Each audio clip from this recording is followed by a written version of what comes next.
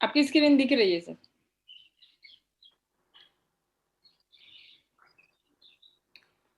We can hear you. Good morning, everyone, and thank you very much for that lovely, wonderful story. नमस्कार। मैं doctor Shyam गोलो फिर से एक बार आपका इस ट्रेनिंग सेशन में स्वागत करता हूं। मैं आशा करता हूं कि आप सब लोग स्वस्थ हैं और आप अपने साथ अपने परिवार का यानी घर का परिवार और एमसीएल परिवार दोनों का ख्याल रख रहे हैं। मैं ये भी आशा करता हूं कि आप हर दिन 1 घंटा बहुत अच्छी एक्सरसाइज कर रहे हो और अपने लंग को, अपने हार्ट को मजबूत कर रहे हो और अपनी इम्यूनिटी को बढ़ा रहे हो। तो चलिए शुरुआत करते हैं आज के टॉपिक से। दोस्तों, हम हर तहसील में एक फैक्ट्री लगाना चाहते हैं। फैक्ट्री वो कैसे काम करेगी, इसका बहुत सिंपल एग्जांपल मैं आपको दे सकता हूं। आज पूरे इस पर्यावरण में, इस प्रकृति में जितने भी जीव है वो क्या करते हैं, तो खाना खाते हैं और खाने से उनको दो चीजें मिलती है। एक मिलती है ऊर्जा और दूसरा दूसरे दिन सुबह जो निकलता है वो है अच्छा फर्टिलाइजर। दोस्तों, हमारी भी जो फैक्ट्रियां है, हमारी फैक्ट्रियां और उसमें जो बायोरिएक्टर्स है, ये ऐसे ही हमारे नेचर में जो सजीव है उनके जैसा ही काम करते हैं। उनका भी जो खाना है वो है नेपियर ग्रास और उससे ही भी वो दो प्रोडक्ट तैयार होते हैं। यानी नेपियर ग्रास उन बायोरिएक्टर को अगर हमने दिया तो दो चीजें मिलती है। एक मिलती है ऊर्जा, जिस ऊर्जा को हम ईंधन के स्वरूप में हम इस्तेमाल करने वाले हैं, और दूसरा है फर्टिलाइजर, बेस्ट सॉइल कंडीशनर। दोस्तों, ये जो ऊर्जा, ये जो ईंधन हमें मिलता है, ये मिलता है बायोगैस के स्वरूप में। अभी बायोगैस में कई सारे गैसेस होते हैं, लेकिन आपको हमारे एमसीएल फैमिली के सभी उद्योजकों को, सभी मेंबर्स को सिर्फ दो गैस को याद रखना है, क्योंकि बाकी के सभी गैस जो 1-2% में आते हैं, उसमें वाटर वेपर वगैरह सब कुछ हो सकता है, लेकिन आप कुछ भी याद रखने की जरूरत नहीं है। आपको सिर्फ ये याद रखना है कि हम जब ये फैक्ट्री लगाते हैं तो उसमें ईंधन स्वरूप जो गैस निकलती है उसमें दो प्रमुख गैस होते हैं। एक होता है मीथेन और दूसरा होता है कार्बन डाइऑक्साइड। और प्रोपोर्शन भी जो आपको याद रखना है वो है 60-40। 60% होगा मीथेन और 40% होगा कार्बन डाइऑक्साइड। पिछली बार हमने मीथेन के बारे में जाना, तो इस बार हम लोग कार्बन डाइऑक्साइड के बारे में समझते हैं।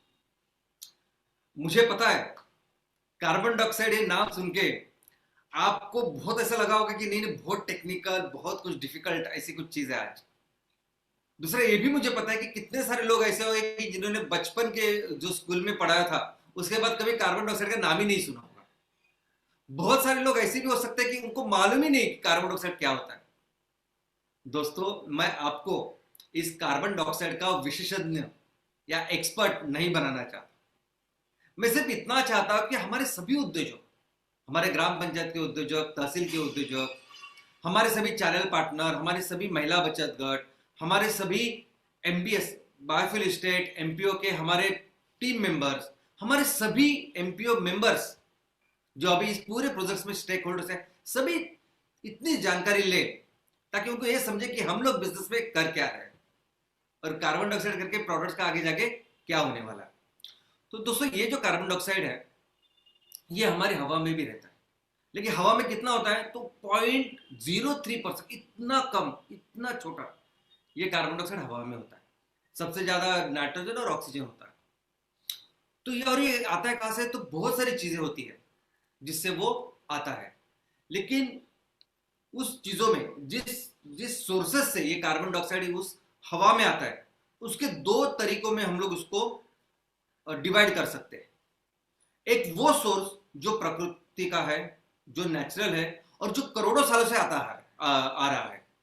वो एक सोर्स है जो करोड़ों साल से चलता चलता आ रहा है और उसकी वजह से हमारे इस हवा में कार्बन डाइऑक्साइड उतना है।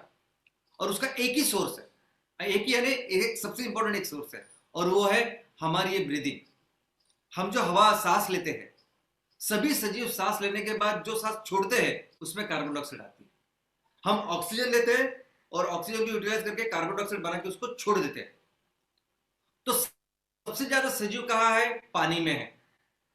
हमारे पृथ्वी के ऊपर सबसे ज्यादा पानी है, 70% पानी है। तो ये पानी से सबसे ज्यादा ऑक्सीजन, ये कार्बन डाइऑक्साइड निकलती है। तो सबसे ज्यादा लगभग 42% ये जो कार्बन डाइऑक्साइड है ये पानी और वातावरण का जो जो जगह होती है वहां से शुरुआत होती है, और बाद में लगभग 28% जो कार्बन डाइऑक्साइड है जो हमारे पृथ्वी के ऊपर जो सजीव होते हैं उनसे आती है। लगभग 28% कार्बन डाइऑक्साइड आती है जो लैंड यूज हम लोग करते हैं, जो खेती करते हैं, बाकी चीजें करते हैं, उससे आती है। लेकिन दोस्तों इसके अलावा अभी ये कार्बन डाइऑक्साइड अकृत्रिम, अप्राकृतिक, अननेचुरल ऐसे स्वरूप से भी आ रही है। पिछले 150-200 सालों से हम इस कार्बन डाइऑक्साइड को बढ़ा रहे हैं, जिसको बोलते हैं कि मानव निर्मित कार्बन डाइऑक्साइड के सोर्सेस।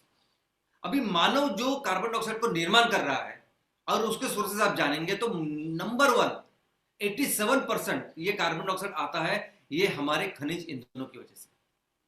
लगभग 9% ये आता है हमारे लैंड यूज, जो हम लोग अलग अलग जमीन या कंस्ट्रक्शन निर्माण कार्य करते हैं उसकी वजह से, और 4% आता है ये हमारी इंडस्ट्रीज की वजह से। तो ये 0.03% वाला कार्बन डाइऑक्साइड है। लेकिन दोस्तों आज जिस मकसद के लिए हम लोगों ने पूरा ये संगठन का कार्य चालू किया है, इस आंदोलन, ये आंदोलन पूरी दुनिया में हम लोग फैला रहे हैं। एक ऐसा उद्देश्य है जिसके लिए हम लोग सब मिलकर काम कर रहे हैं, और वो है हमारे धरती को, हमारे इस धरती माँ को, इस पूरे पर्यावरण को बचाना। क्योंकि आज जिस संकट की वजह से पूरी दुनिया खतरे में है वो है ग्लोबल वार्मिंग। और आपको सुन के ताज्जुब होगा कि इस ग्लोबल वार्मिंग का संकट का सबसे बड़ा कारण है ये कार्बन डाइऑक्साइड। आज जिसके लिए हम सभी लोग इतने दिन रात मेहनत कर रहे हैं, दिन रात सेमिनार्स कर रहे हैं, लोगों को बता रहे हैं, पूरी दुनिया में न जाने कितने लोग इसके लिए उतरे हुए, उस संकट का नाम जो ग्लोबल वार्मिंग है उसका कारण है कार्बन डाइऑक्साइड। और ये इतना गहरा बनता जा रहा है दिन ब दिन। आज हम लोग यहाँ सेमिनार कर रहे हैं, लेकिन क्या आपको पता है मध्य प्रदेश में चंबल खाड़ी में आज क्या परिस्थिति है? रिकॉर्ड ब्रेक, कभी भी इतना नुकसान बाढ़ से नहीं हुआ। इतनी बड़ी बाढ़ उस मध्य प्रदेश में, उस प्रदेश में कुछ दिन पहले ही अभी महाराष्ट्र में 15 दिन से ज्यादा वो इतनी बाढ़ थी। अभी मध्य प्रदेश में हर 48 घंटे के बाद कोई ना कोई राज्य आज प्रभावित हो रही है। आज की परिस्थिति इस ग्लोबल वार्मिंग की वजह से, और ये हो रहा है किसके लिए? तो किसकी वजह से? तो कार्बन डाइऑक्साइड की वजह से। क्योंकि जितने सारे गैसेस जिसकी वजह से ये तापमान बढ़ रहा है, 76% गैसेस है कार्बन डाइऑक्साइड, और बाकी के सभी 24% है। तो आप सोच सकते हैं कि कैसे ये कार्बन डाइऑक्साइड प्रोडक्ट बन सकता है। लेकिन दोस्तों ये कार्बन डाइऑक्साइड अगर आप देखोगे तो इतना इंपॉर्टेंट है कि ये ग्लोबल वार्मिंग में जो भी चीज आप करते हैं, यानी ग्लोबल वार्मिंग को बढ़ाते हैं, ग्लोबल वार्मिंग को कम करते हैं, ये सभी का परिमाण जो होता है वो कार्बन डाइऑक्साइड के साथ होता है। अगर आपने ग्लोबल वार्मिंग को बढ़ाया तो भी वो उसका जो परिमाण होता है, उसका जो स्केल होता है वो भी कार्बन डाइऑक्साइड के स्केल में होता है। लेकिन अगर आप इसको कम करते हो, इसके लिए कुछ अच्छा काम करते हो, तो आपको कुछ बख्शिश दिया जाता है, वो भी होता है कार्बन डाइऑक्साइड के परिमाण या स्केल में। और जब आप इस पूरे वातावरण का ये जो ग्लोबल वार्मिंग कम करते हो, ये इसका प्रदूषण कम करते हो, तो कितना प्रदूषण कम किया उसका जो स्केल है उसको कार्बन डाइऑक्साइड, उसको पर टन कार्बन डाइऑक्साइड में होता है। और इसके लिए जो बख्शिश दिया जाता है उस बख्शिश को बोलते हैं carbon credit. 1 ton carbon dioxide अगर आपने कम किया इस वातावरण में से तो आपको 1 कार्बन क्रेडिट मिलता है। जैसे हमारे अभी एमपीओ के शेयर्स है, वैसे ये कार्बन क्रेडिट एक शेयर है जिसका रेट कम ज्यादा होता रहता है, लेकिन कम से कम जो मिलता है वो $10 पर क्रेडिट है। $10 यानी 750 रुपए। तो दोस्तों ऐसे ही जो कार्बन क्रेडिट, ये कार्बन फुटप्रिंट बढ़ाना, कार्बन फुटप्रिंट कम करना, ये सभी चीज जिस ग्लोबल वार्मिंग के ऊपर हम सभी लोग काम कर रहे हैं, ये सभी ग्लोबल वार्मिंग सभी जो चलता है, जिसके ऊपर चलता है वो है कार्बन डाइऑक्साइड। और ये कार्बन डाइऑक्साइड सबसे ज्यादा कहां से आता है अगर आप देखोगे तो जो भी ईंधन हम लोग इस्तेमाल कर रहे हैं, जो भी खनिज ईंधन इस्तेमाल कर रहे हैं, तो सबसे ज्यादा इस खनिज ईंधन का इस्तेमाल हो रहा है बिजली बनाने के लिए। तो बिजली बनाने का ये सबसे बड़ा ये कारण है कि जिसको से ज्यादा कार्बन डाइऑक्साइड हमारे इस वातावरण में जा रहा है। और दूसरा है ट्रांसपोर्टेशन। ये सभी जो चित्र आप देखते हैं, ये ग्लोबल वार्मिंग के, ये प्रदूषण के, ये सभी जो प्रोजेक्ट्स है ना, ये प्रोजेक्ट है औष्णिक विद्युत केंद्र के प्रोजेक्ट्स है। और ये जो धुआं आप देख रहे हैं ना, ये धुआं हो रहा है कोयले की वजह से। क्योंकि आज भी पूरी दुनिया में 80% जो बिजली बनाई जाती है ना, वो इस खनिज ईंधनों से बनाई जाती है, और उसमें सबसे ज्यादा कंट्रीब्यूशन कोयला का है। तो पूरी दुनिया में 80% बिजली जिससे बनती है, उसमें से मैक्सिमम कोयला जलाया जाता है, और इसलिए इतना धुआं हो रहा है। यहां तक कि हमारे देश में भी, भारत में भी लगभग 75% बिजली हम लोग बनाते हैं ये कोयला जलाते हैं और प्राकृतिक गैस जलाते हैं।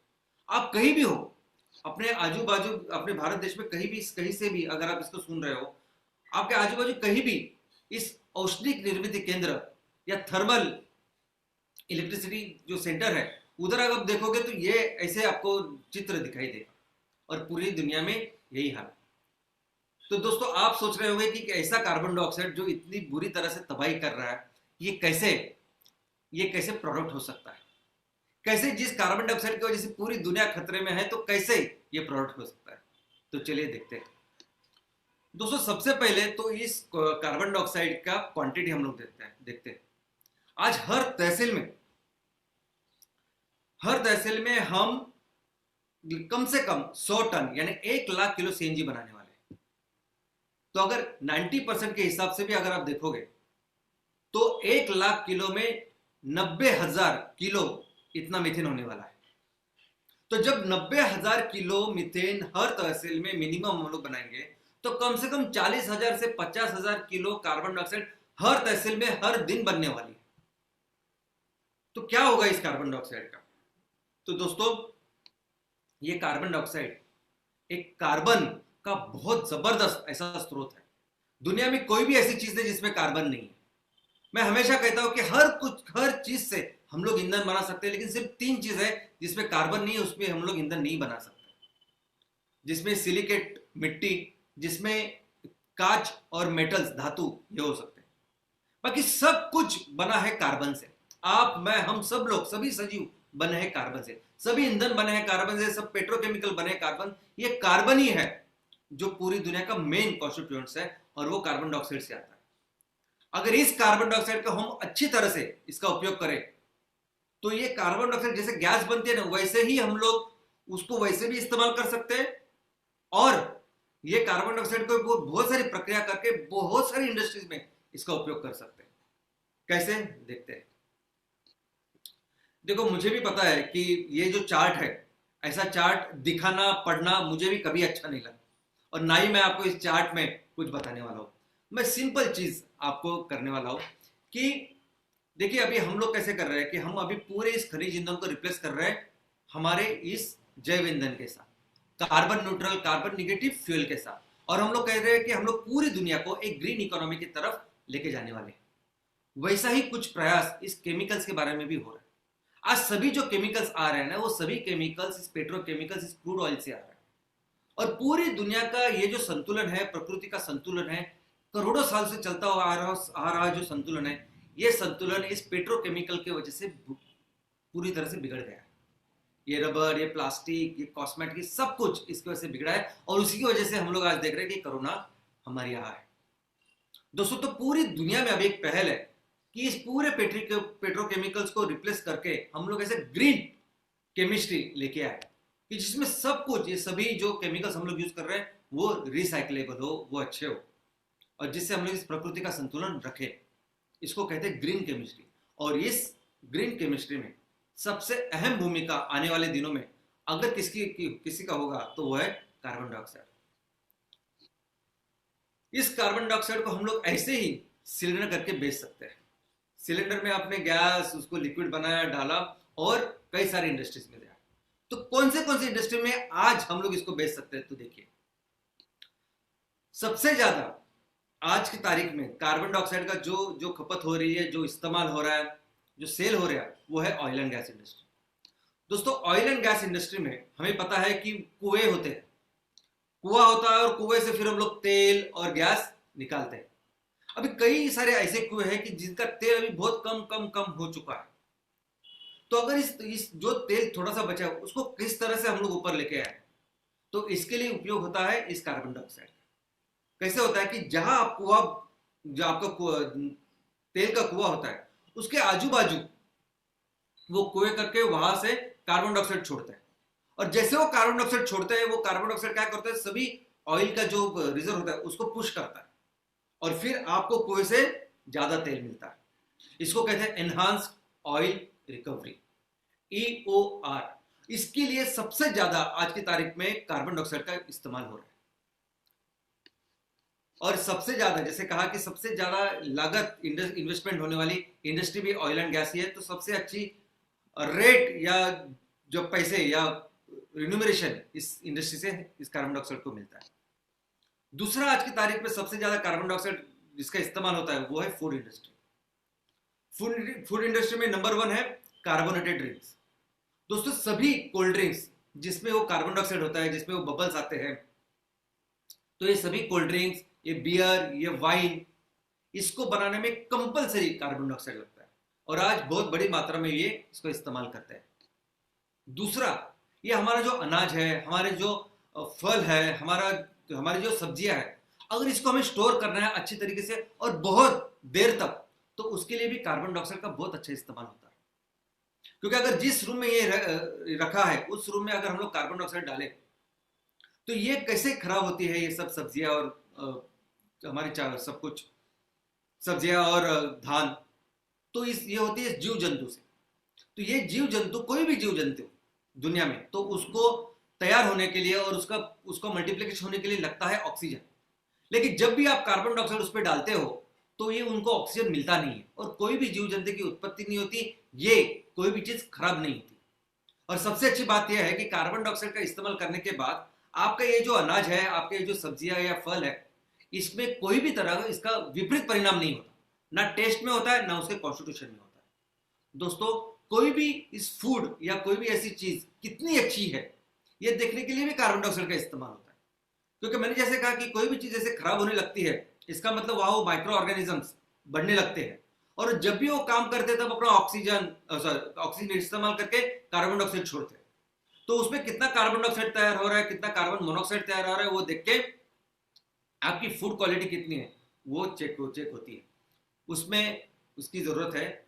और ये जो इंडस्ट्री, ये आइसक्रीम इंडस्ट्री है, आइसक्रीम इंडस्ट्री में भी इसका कंपलसरी उपयोग होता है कार्बन डाइऑक्साइड का। क्योंकि ये जो आइसक्रीम आप देख रहे हैं, इसको जो हार्डनेस आती है, वो आती है कार्बन डाइऑक्साइड की वजह से। तो दोस्तों, इसके अलावा अभी एक नया उपयोग, नया एप्लीकेशन कार्बन डाइऑक्साइड का बढ़ रहा है, और वो है कॉन्क्रीट डोजिंग। दोस्तों, जैसे मैंने कहा कि पूरे ये जो ग्लोबल वार्मिंग हो रही है कार्बन डाइऑक्साइड में, एमिशंस में, ये जो कंस्ट्रक्शन है, ये लैंड यूज है, उसका 9% कंट्रीब्यूशन है। और सबसे ज्यादा कंट्रीब्यूशन आता है सीमेंट से। सीमेंट जो हमारे निर्माण कार्य में, कंस्ट्रक्शन में उसका इस्तेमाल होता है, उससे बहुत ज्यादा ग्लोबल वार्मिंग होती है। लेकिन जब अगर इस सीमेंट कंक्रीट में अगर आप कार्बन डाइऑक्साइड ऐड करोगे, तो सीमेंट की आपकी लागत या रिक्वायरमेंट वो 30% कम होती है, और ग्लोबल वार्मिंग कम होती है। इसके अलावा आपकी जो सीमेंट की कंक्रीट की स्ट्रेंथ है, वो भी बहुत बढ़ती है। तो दोस्तों, अभी ऑलरेडी यूरोप में, अमेरिका में ये प्रैक्टिस बहुत पॉपुलर हो रही है, बहुत बड़ी मात्रा में यहाँ कार्बन डाइऑक्साइड की यूटिलाइजेशन हो रही है, और वो आने वाले दिनों में सभी कंस्ट्रक्शन निर्माण कार्य में होने वाला है। इसको बोलते हैं कॉन्क्रीट डोजिंग। डोजिंग यानी क्या? खुराक देना। तो कॉन्क्रीट को कार्बन डाइऑक्साइड का खुराक देना, इसको बोलते हैं कॉन्क्रीट डोजिंग। इसके आगे ये कार्बन डाइऑक्साइड का बहुत बड़ा इस्तेमाल सभी अग्निशमन दलों में, सभी अग्निशमन उपकरणों में होता है। क्योंकि जैसे मैंने कहा कि कोई भी जीव को जैसे जिंदा रहने के लिए, सांस लेने के लिए ऑक्सीजन की जरूरत पड़ती है, वैसे ही कोई भी चीज जलने के लिए भी ऑक्सीजन की जरूरत होती है। तो ये जो आग लगती है, आग फैलती है, ये फैलती इसलिए है क्योंकि हवा में 21% ऑलमोस्ट का ऑक्सीजन है। लेकिन अगर आप इसके ऊपर कार्बन डाइऑक्साइड डालें, तो ये हवा का संपर्क बंद कर देता है और आग पूरी तरह से बुझती है। आप कोई भी अग्निशमन उपकरण देखिए, इसमें कंपलसरी कार्बन डाइऑक्साइड होता है। ये बहुत उसकी अच्छी खूबी है कि जिसकी वजह से सभी ऐसी इंडस्ट्री में आज कार्बन डाइऑक्साइड का इस्तेमाल होता है। Carbon dioxide as dry ice. दोस्तों, कार्बन डाइऑक्साइड को जब आप ठंडा करते हो, तब उसका एक, आप नॉर्मली आप देखते हो तो वो गैस होती है, लेकिन उसको ठंडा ठंडा कर उसको हम लोग सॉलिडिफाई कर सकते हैं, उससे हम लोग बर्फ बना सकते हैं, और उसको बोलते हैं ड्राई आइस यानी सूखा बर्फ। अब सूखा बर्फ कैसे क्यों बोलते हैं इसको? क्योंकि नॉर्मली हम लोगों ने कौन सा बर्फ देखा है? तो पानी का बर्फ देखा है। पानी जो 0 डिग्री सेल्सियस के नीचे आए तो उसका बर्फ बन जाता है। लेकिन ये बर्फ जब पिघलने लगता है तो उसके बाद वो पानी तैयार होता है। इधर ऐसे नहीं होता। पहला तो ये कार्बन डाइऑक्साइड से जो बर्फ बनता है वो -70 -80 डिग्री में बनता है, और एक बार उसको अपने अपने वातावरण में रखा तो उसका पानी नहीं होता, तो उसकी वाप वाप हो जाती है, गैस बन जाती है। और ये चूंकि हेवी है, अधिक वजनदार है हवा से, ये नीचे ही रहता है, इसकी हवा बन के वो हवा में ऊपर नहीं चला जाता। तो आपने देखा होगा बहुत सारे ये फिल्म इंडस्ट्री, कोई भूत की या कोई डरावनी मूवी है और वहां अगर दिखाना है कि वहां बहुत सारा धुआं है, वह फॉग है, तो उसमें ड्राई आइस का इस्तेमाल होता है, क्योंकि वो धुआं तो बनता है और उधर ही रहता है, वो ऊपर नहीं चला जाता। इसके अलावा -70 -80 डिग्री इतना ज्यादा कम टेम्परेचर होने की वजह से इस ड्राई आइस को कई सारे इंडस्ट्रीज में इसका एप्लीकेशन है। कई सारी जगह में उसका तापमान कम रखने के लिए इस ड्राई आइस का उपयोग होता है। कई सारे ऐसी चीजें हैं जो मेटल से लेके बहुत सारी ऐसी चीजें कि जो जिसमें ड्राई आइस का उसका तापमान का उपयोग किया जाता है, और यहाँ भी हम लोग इसको सप्लाई कर सकते हैं। इसके अलावा कार्बन डाइऑक्साइड ये मेटल सोल्डरिंग और वेल्डिंग में भी काम करता है। आप जो भी मेटल्स, अलग अलग मेटल्स होते हैं, उनका सोल्डरिंग और वेल्डिंग का काम होता है। इसमें अलग अलग गैसेस का मिश्रण का उपयोग होता है। कार्बन डाइऑक्साइड ये बहुत सारे मिश्रण में होता है, यहां तक कि कार्बन डाइऑक्साइड इतना फाइन काम करता है कि अगर आपकी लेजर वेल्डिंग, यानी ऐसी वेल्डिंग जो आपको समझेगी भी नहीं कि हाँ वेल्डिंग हुई है, तो इतनी अगर फाइन, सुपर फाइन अगर वेल्डिंग करनी है तो उसमें कार्बन डाइऑक्साइड का इस्तेमाल होता है।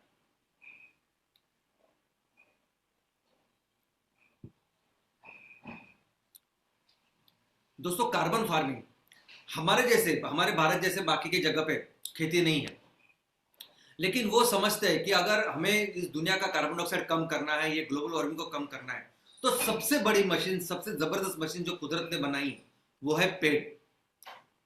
तो इस पेड़, जैसा मैंने कहा कि आज हमारे फैक्ट्री में जैसे वो खाना क्या है तो नेपियर घास, लेकिन सभी पेड़, सभी एग्रीकल्चर, सभी सिस्टम में अगर वो उनका कुछ खाना होगा तो है कार्बन डाइऑक्साइड।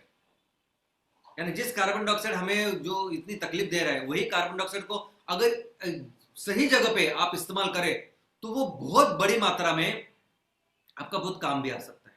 और इसको ही कहते हैं कार्बन फार्मिंग, कि इस कार्बन डाइऑक्साइड का इस्तेमाल करके कैसे हम लोग ज्यादा से ज्यादा अच्छी फार्मिंग, ज्यादा से ज्यादा अच्छी एग्रीकल्चर कर सके, इसका नाम है कार्बन फार्मिंग। तो इसमें इस कार्बन डाइऑक्साइड का इसलिए इस्तेमाल होता है कि कैसे हम लोग एग्रीकल्चर से ज्यादा उत्पादन लें। हमारा नेपियर ग्रास तो है ही। नेपियर ग्रास अगर 1 हेक्टेयर में 500, 600, 700 टन अगर आपको बायोमास देता है, तो इसका मतलब कितना सारा कार्बन डाइऑक्साइड वो वातावरण से लेता है और उसका अनाज में रूपांतर करता है। लेकिन आने वाले दिनों में जब ये कार्बन डाइऑक्साइड ज्यादा क्वांटिटी में हम लोग इस्तेमाल करने वाले हैं, वो हम डायरेक्टली हमारे ऐसे फार्मिंग के लिए इस्तेमाल कर सकते हैं कि जो नेपियर ग्रास से भी ज्यादा बायोमास दे सकता है, जो दुनिया का सबसे एफिशिएंट प्लांट है। और उस वनस्पति का नाम है अलगे, शैवाल। दोस्तों, अलगे एक ऐसी वनस्पति है कि जो बहुत फास्ट ग्रो हो सकती है, और बहुत फास्ट ग्रो होने के लिए उसको चाहिए उसका खाना यानी कार्बन डाइऑक्साइड। तो हो सकता है कि आने वाले दिनों में ये अलगे फार्मिंग के लिए भी हम लोग बहुत बड़े लेवल पे इस कार्बन डाइऑक्साइड का इस्तेमाल करें। दोस्तों, आज भी जहां अलगे फार्मिंग होती है वहां कंपलसरी कार्बन डाइऑक्साइड की जरूरत होती है। दूसरी बात, ये जो अलगे सिर्फ बायोमास नहीं देता, कई सारे न्यूट्रासिटिकल, कई सारे प्रोटीन्स या मिनरल्स, ऐसी बहुत सारी चीजों का ये सोर्स है। तो ये हम हमारे तहसील में आगे आने वाले दिनों में ये करने वाले हैं।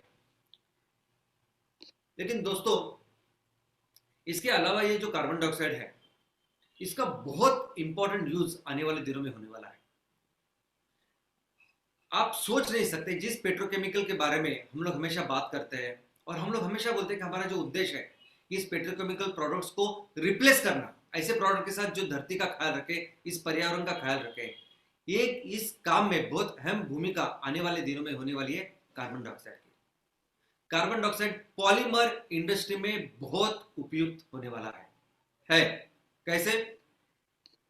पहले तो जानते हैं पॉलीमर क्या है।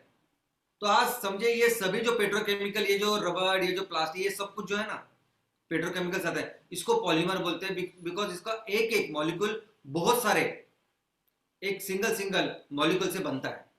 पॉलीमर मोनोमर से बनता है पॉलीमर, इसलिए उसको बोलते हैं पॉलीमर। लेकिन सिंपल अगर आपको समझने की भाषा में मैं बोलूं तो ये सभी रबर, सभी प्लास्टिक, सभी पीवीसी पाइप, सभी आपके घर के फर्नीचर, सभी ये स्कूटर, और यहाँ जो कुछ वो पीवीसी इस्तेमाल होता है, जो प्लास्टिक इस्तेमाल होता है, जो कुछ हार्ड चीज इस्तेमाल होती है, वो सब उसको मिलके बोलते हैं पॉलीमर। और इस पॉलीमर में कार्बन डाइऑक्साइड क्या कर सकता है? तो दो तरीके से काम कर सकता है। एक तो आज की तारीख में आप जो भी प्लास्टिक, रबर आज जो आप इस्तेमाल करते हैं, अगर आपने उसको ऐसे डाला जमीन में तो 1000 साल तक उसको कुछ नहीं होगा, उसका डिग्रेडेशन ही नहीं होता, डाइजेशन ही नहीं होता।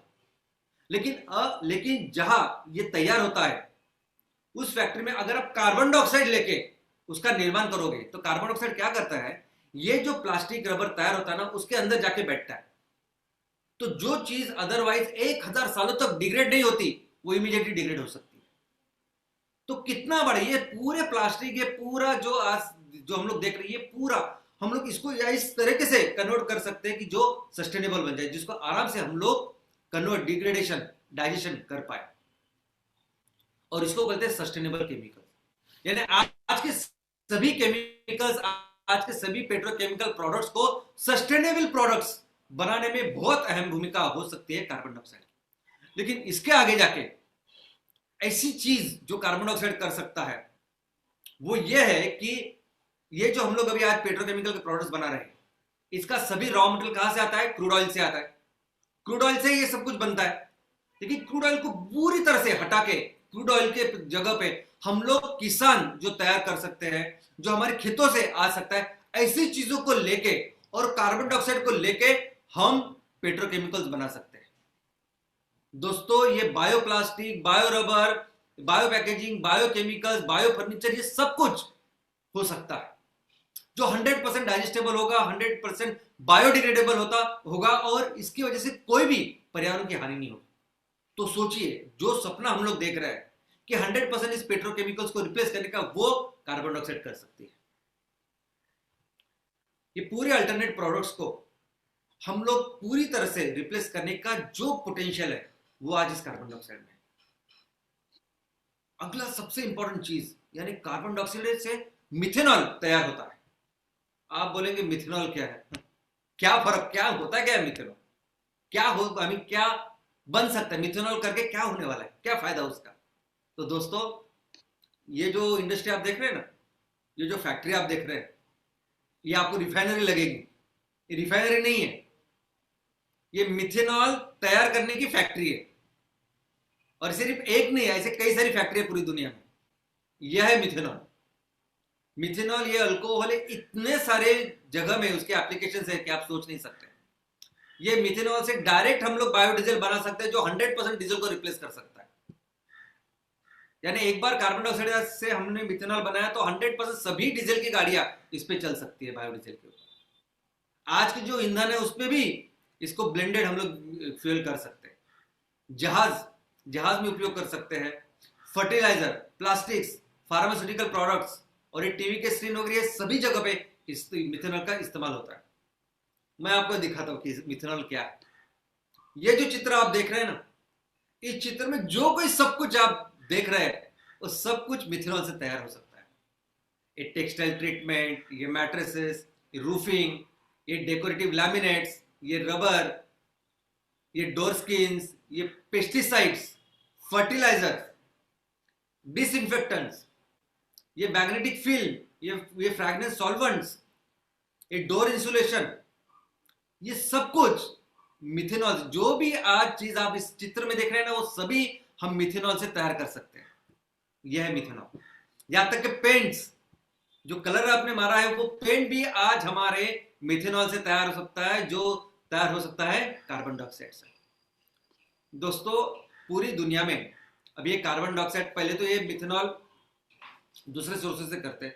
लेकिन आज इस कार्बन डाइऑक्साइड से मिथेनॉल बनता है, ये लोगों की जब समझ में आया तब ऑल ओवर द वर्ल्ड ये एक तरफ से तो इसकी ग्लोबल वार्मिंग भी कम होगी, और दूसरा इससे हम लोग कुछ बहुत सारे उपयुक्त ऐसे ऐसे ऐसे प्रोडक्ट्स भी बना सकते हैं। इसके ऊपर बहुत सारी कंपनी काम कर रही है, और उन्होंने कार्बन डाइऑक्साइड का सोर्स करके जो फ्लू गैस होता है, जो भी हम लोगों ने देखा औष्णिक केंद्रों में वो जो निकलता है धुआं, उस धुआं को पूरी वो अपनी फैक्ट्री में लेके आते हैं, और उस धुआं को पूरी तरह से साफ करके वो उससे कार्बन डाइऑक्साइड निकालते हैं, और उस कार्बन डाइऑक्साइड से फिर मिथेनॉल बना लेते हैं। ये जो नई बड़ी बड़ी फैक्ट्री आप देख रहे हैं, ये फैक्ट्री भी कार्बन डाइऑक्साइड टू मिथेनॉल की है, एक्चुअल फैक्ट्री। हमारे देश में भी ये फैक्ट्री भी बनने जा रही है। एलएनटी, लार्सन एंड टुब्रो, उन्होंने NTPC, national thermal power corporation, जो औष्णिक ऊर्जा केंद्र के उनकी जो फैक्ट्रियां है, उनके साथ मिलके उनका सब कार्बन डाइऑक्साइड लेके वो मिथेनॉल बनाने वाले। तो ये पूरी दुनिया में अभी बढ़ रहा है, और इसमें बहुत बड़ा अगला कदम एमसीएल रखने वाले हैं। दोस्तों, CO2 सीन गैस तैयार करने में भी बहुत उपयुक्त है। अभी सीन गैस क्या होता है? तो सीन गैस का सिंपल फुल फॉर्म अगर हम बोलेंगे तो सिंथेसिस गैस है। कार्बन डाइऑक्साइड का एक छोटा भाई है कार्बन मोनोऑक्साइड। कार्बन डाइऑक्साइड यानी 2 ऑक्सीजन और 1 कार्बन, और कार्बन मोनोऑक्साइड यानी एक कार्बन और 1 ऑक्सीजन। तो ये कार्बन मोनोऑक्साइड और हाइड्रोजन मिलकर जो गैस बनती है ना, उसको कहते हैं सीन गैस। अभी यह सीन गैस की एक जानी मानी, पूरी दुनिया में जो जानी मानी सब लोग उसको जानते हैं, ऐसी प्रक्रिया है जिसको बोलते हैं फिशर ट्रॉप सिंथेसिस या प्रक्रिया। इस सीन गैस को इस प्रोसेस में डालेंगे, प्रक्रिया में डालेंगे, तो हम लोग एक्चुअली ये सभी फ्यूल बना सकते हैं, लिक्विड फ्यूल जो भी आप दिखते हैं मार्केट में। यानी ये जेट फ्यूल, मैं हमेशा बोलता हूँ ना आपको, हमें जेट फ्यूल बनाना है, हमें आने वाले दिनों में कुछ ऐसे एप्लीकेशन है कि जहां लिक्विड फ्यूल ही काम करेगा, गैस नहीं काम करेगी। तो वहां ये विमान है, जेट फ्यूल जिसको बोलते हैं, एटीएफ जिसको बोलते हैं, ये लिक्विड फ्यूल्स इससे तैयार हो सकती है। और इसी से इस सिंगैस के कई सारे एप्लीकेशन है। अब ये केमिकल टर्म्स आपको समझेगी नहीं, ये भाषा समझेगी नहीं, हाइड्रोकार्बन, अल्कीन्स, अल्केन्स, एरोमेटिक्स, लेकिन ये सब कुछ आज सिन गैस से हो सकता है। यानी आज ये पेट्रोकेमिकल से, क्रूड ऑयल से जो कुछ हम लोग बनाते हैं, ये सब कुछ इससे बना सकते हैं। इस कार्बन डाइऑक्साइड को हम सुपर क्रिटिकल कार्बन डाइऑक्साइड करके यूज कर सकते हैं। अभी सुपर क्रिटिकल कार्बन डाइऑक्साइड यानी क्या? यानी सुपर क्रिटिकल कार्बन डाइऑक्साइड यानी एक कार्बन डाइऑक्साइड हम लोग देखते हैं तो गैस में होती है, इसके ऊपर अगर प्रेशर बढ़ा है, उसके ऊपर टेम्परेचर बढ़ा है, तो वो कंडेंस होके वो लिक्विड बन सकती है।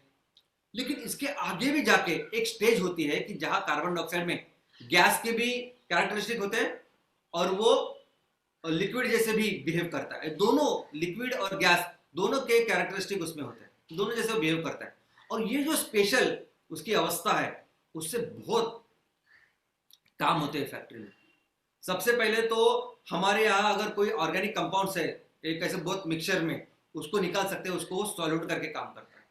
दूसरा ये जो मैंने कहा कि पॉलीमराइजेशन जो प्रक्रिया है, जिससे हम लोग इतने सारे प्रोडक्ट्स बनाने हैं, उस फैक्ट्री में भी इस सुपर क्रिटिकल कार्बन डाइऑक्साइड का उपयोग होता है। आज ये जो देखते हैं ना, फायर वुड, आई मीन आपकी जो लकड़ी है वो जलती नहीं है, विद्युत रोधक नहीं, आग प्रतिबंधक, ऐसी जो लकड़ी बनाते हैं ना आप, उसमें भी ये बनाने के लिए ये सुपर क्रिटिकल कार्बन डाइऑक्साइड इस्तेमाल होता है। यहाँ तक कि धातु, मेटल और रबड़, इसका अगर कुछ मिक्स कंपोजिट्स आपको बनाना है तो उसमें भी ये सुपर क्रिटिकल कार्बन डाइऑक्साइड लगता है। तो दोस्तों, कार्बन डाइऑक्साइड आने वाले दिनों में इतना सुपर प्रोडक्ट होने वाला है कि आप अंदाजा नहीं कर सकते।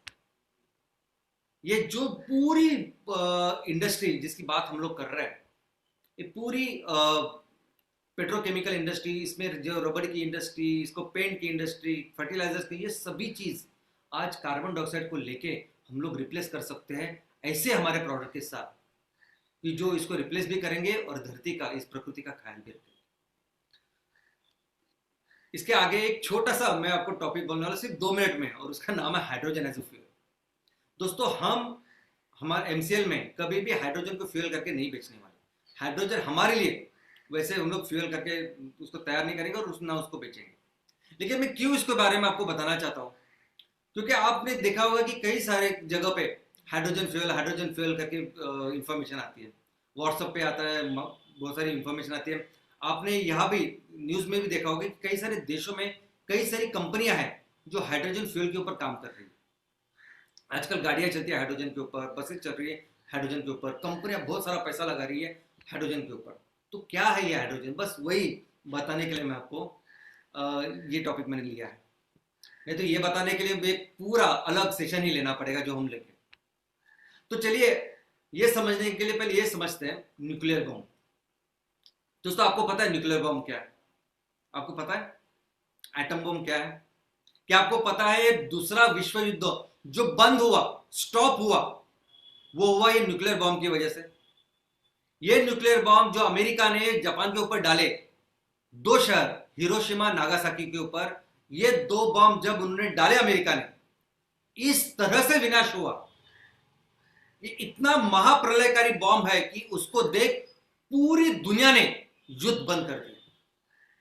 इतना महाभयंकर, महासंहारक, महाविनाशकारी है ये बॉम्ब, जिसको कहते हैं न्यूक्लियर बॉम्ब। और अभी इसके आगे आया है हाइड्रोजन बॉम्ब। अब ये जो बॉम्ब, ये इसका सुन के आप ऐसा भी सोच सकते हैं कि अगर इससे इतनी ऊर्जा तैयार होती है तो क्यों हम लोग फिर एक कोयला जलाते हैं, इलेक्ट्रिसिटी, ये सब फॉसिल फ्यूल करते हैं, ग्लोबल वार्मिंग के बारे में सोचते हैं। क्यों ना न्यूक्लियर बॉम्ब को ही हम लोग इस्तेमाल करें, उससे चाहिए जितनी ऊर्जा तैयार कर सकते हैं। और हाँ, हुआ भी ऐसे। उसके बाद कई सारे देश इसके ऊपर लगे, काम के ऊपर लगे, और उन्होंने इसके ऊपर बनाने वाले, इसके ऊपर जो बिजली बनाती है, ऐसे प्रोजेक्ट्स भी अपने अपने देश में चालू किए। हमारे देश ने भी चालू किए। बीएआरसी ने इसके ऊपर न्यूक्लियर जो एनर्जी है उसका प्रोजेक्ट हमारे देश में भी है। लेकिन लोगों को ये भी पता चला, ये पहल भी आ गई कि जिस बेनिफिट के लिए हम लोग बात कर रहे हैं और जिस बेनिफिट के लिए हम लोग एक प्रोजेक्ट लगाना चाहते हैं, सोचिए उसके खतरे के बारे में। 1% भी यहाँ का कुछ खतरा हुआ तो सोचिए क्या हो सकता है। तो बाद में पूरी दुनिया में ऐसी पहले हो गई, ऐसे नियम, ऐसे कायदे कानून हो गए कि कोई भी न्यूक्लियर के बेस पे एनर्जी या एनर्जी के प्लांट नहीं बनाएगा। ये न्यूक्लियर एनर्जी के जो प्लांट है पूरी दुनिया में कोई नहीं नया बनाएगा। और अभी जो आपके जो प्लांट है उसको भी आप धीरे धीरे करके बंद करने वाले हो। ये है न्यूक्लियर एनर्जी के बारे में, जो पूरी दुनिया को 1 मिनट में बर्बाद कर सकती है। दोस्तों, हाइड्रोजन जो फ्यूल है, हाइड्रोजन में बहुत ऊर्जा होती है, बहुत। ये जो गाड़ियां अभी हाइड्रोजन फ्यूल पे चलती है ना, ये सेम जैसे आज आप बैटरी की कारें देखते हैं ना, वैसे ही उनमें एक बैटरी होती है जो बैटरी हाइड्रोजन का इस्तेमाल करती है, और उस बैटरी का नाम है फ्यूल सेल। इस फ्यूल सेल में वो हाइड्रोजन लेते हैं और वो करते हैं। अभी इसको इस्तेमाल करने के बाद आप देखोगे तो इसके कोई धुआं नहीं आता। जैसे इलेक्ट्रिक कारों से कोई धुआं नहीं आता ना, तो इससे भी कोई धुआं नहीं आता। सिर्फ आता है तो थोड़ा सा पानी। लेकिन ये पानी तो हमको लगता है कि नहीं, इसमें तो कुछ भी प्रदूषण नहीं है, सब पूरा इको फ्रेंडली है। लेकिन दोस्तों, ये हाइड्रोजन बनाने वाला प्लांट है। हाइड्रोजन हमारे पूरे संसार में ऐसा मूल द्रव्य है, वो कभी भी ऐसा अकेला नहीं दिखेगा आपको। उसको अकेला बनाने के लिए, उसका प्रोडक्शन करने के लिए, सिर्फ हाइड्रोजन बनाने के लिए इतनी ऊर्जा लगती है, इतना कार्बन डाइऑक्साइड का एमिशन होता है कि जितना आपने वहां उसका हाइड्रोजन का इस्तेमाल करके कम किया ना, उससे ज्यादा आपको यहां लगता है। तो जो आप बोल रहे हैं कि उससे प्रदूषण नहीं होगा, ये बात वहां रुक जाती है, इससे कुछ नहीं होता। लेकिन हाइड्रोजन को जिस तरह से स्टोर करना और उसको ट्रांसपोर्ट करना, पहले तो उसको बनाना इतना उसको पैसा लगता है, इतना खर्चा है उसका, ऊपर से उसको स्टोर करना और ट्रांसपोर्ट करना इतना भयंकर है कि जरा भी उसमें गलती हो गई तो हाइड्रोजन ऐसा फ्यूल है कि जहां हाइड्रोजन स्टोर होता है ना, उसको हाइड्रोजन बॉम्ब कहा जा सकता है। मीथेन जितना चाहे स्टोर कर लो, मीथेन को आप मीथेन बॉम्ब नहीं कहेंगे, लेकिन हाइड्रोजन को हाइड्रोजन बॉम्ब कह सकते हैं। इतनी बुरी तरह से ये फट सकता है, इतनी बुरी तरह से ये प्रलयकारी हो सकता है, ये बहुत डेंजरस है। तो दोस्तों, ऐसे बहुत सारे किस्से हो गए हैं, बहुत सारी चीजें हो गई हाइड्रोजन के बारे में, लेकिन हम उसको नहीं बेचने वाले। लेकिन इसके बारे में डिटेल में एक सत्र हम लोग रख सकते हैं, सेशन रख सकते हैं, जिसमें इसके बारे में चर्चा हो सकती है। लेकिन एक बात मैं यहां बताना चाहूंगा, देखो अभी 400 करोड़ों साल पहले मनुष्य सजीव इस धरती पे आ गए। 400 करोड़ साल, 400 करोड़ साल। और हम लोग सिर्फ डेढ़ से 200 साल से हम लोगों ने इस खनिज ईंधन का उपयोग करना चालू किया। 150 साल इफेक्टिवली। लेकिन 150 साल में हम लोगों ने क्या तबाही की, ये हम लोग देख रहे हैं। आज मध्य प्रदेश में क्या हो रहा है, महाराष्ट्र में क्या हो रहा है, उड़ीसा में क्या हो रहा है, हम लोग सब देख रहे हैं। और हर दिन कहीं ना कहीं ये हो रहा है, पूरी दुनिया में हो रहा है। चाइना में भी हो रहा है, यूरोप में हो रहा है, सभी जगह हो रहा है। क्यों हो रहा है ये? क्योंकि हम लोगों ने ये जो नेचर, ये जो प्रकृति के नियम है ना, उसको नहीं देखा हम लोगों ने।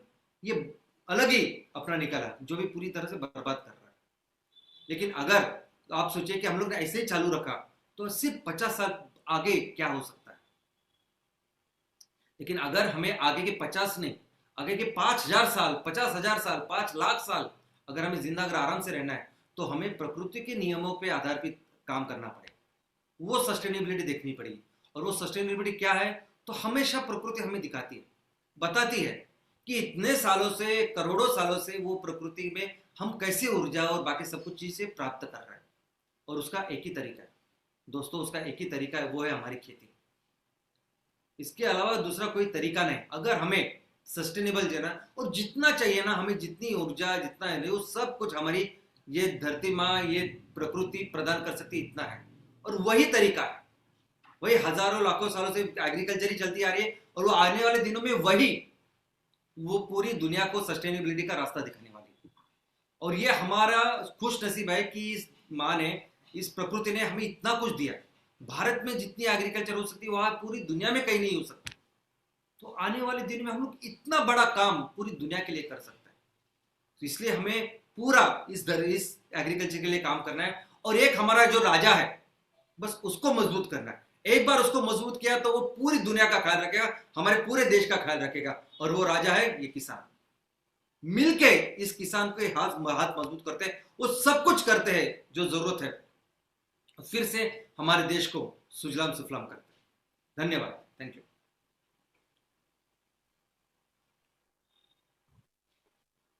Thank you very much Shyam sir.